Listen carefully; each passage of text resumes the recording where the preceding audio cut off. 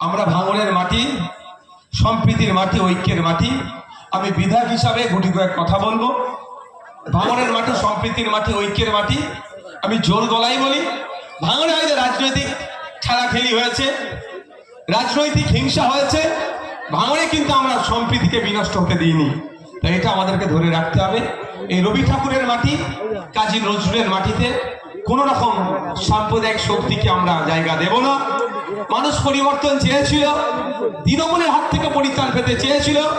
বড় শক্তি হিসাবে অনেক মানুষ বিজেপিকে গ্রহণ করেছে, কিন্তু বিজেপিকে মানুষ ভালোবেসে গ্রহণ করেনি।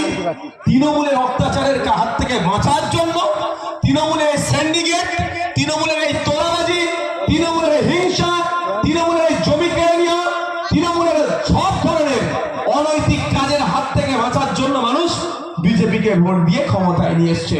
তাই আমাদের কাজ হবে যে সরকার যেটা চলছে, সরকার যাতে সঠিক চলে সেই নজর রাখা। গতকালকে বিধানসভাতে আমি একটা বিষয়, শুভেন্দু অধিকারী ভালো বিষয়টাকে আমি স্বাগত জানিয়েছি। তৃণমূলে তো বাটপাড়ের দল, চোরের দল, তোদের সহ্য হয়নি। কি আমি স্বাগত জানিয়েছি। বিধানসভার মধ্যে বিধায়করা কি বলছে না বলছে এতদিন জানা যেত না, ডাইরেক্ট জানতে পারতেন না। আমি অনেক আগে বিধানসভায় দাবি তুলেছিলাম, পাবলিক ডোমেনেও দাবি তুলেছিলাম যে বিধানসভায় বিধায়করা কি বলছে সরাসরি রাজ্যের মানুষ দেখুক। তো গতকালকে শুভেন্দু অধিকারী মহাশয় অর্থাৎ রাজ্যের মুখ্যমন্ত্রী বললেন এবার থেকে বিধানসভায় বিধায়করা কি করছে না করছে সরাসরি দেখতে পাবে। এটা ভালো জিনিস না খারাপ জিনিস ভাই? তো শুভেন্দু অধিকারী মহাশয় তথা মুখ্যমন্ত্রী ভালো জিনিসটা করেছে, তো ভালোকে ভালো বলবো না খারাপ বলবো ভাই?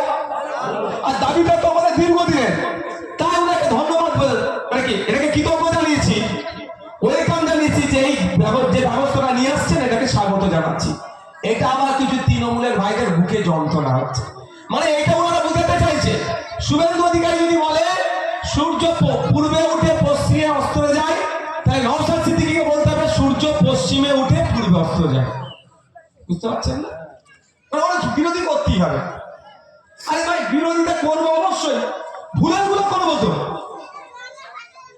সময় অনেক আছে। অনেকে বলছে তিল জ্বলার বুল্লুচার নিয়ে কেন কথা বলবো না।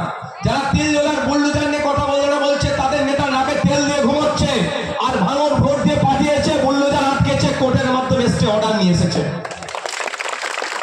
হ্যাঁ, এটাও বলার টাইম আছে। তখন রাজ্যপালের ভাষণ হয়।